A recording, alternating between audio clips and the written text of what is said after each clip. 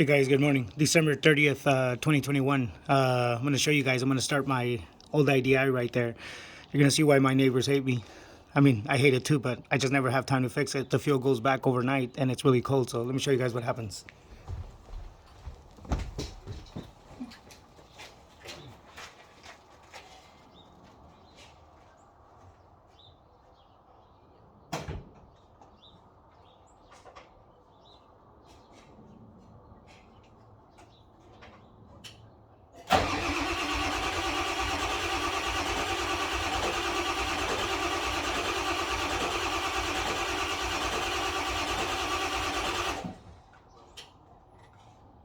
It's going to look like your backhoe.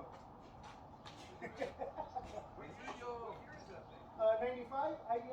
Oh, it's IDI? Yeah. It's gonna watch. It's gonna look like your backhoe. It's been doing this for a year and a half. I just don't have time to fix it. At least we're used to seeing it. So. Huh?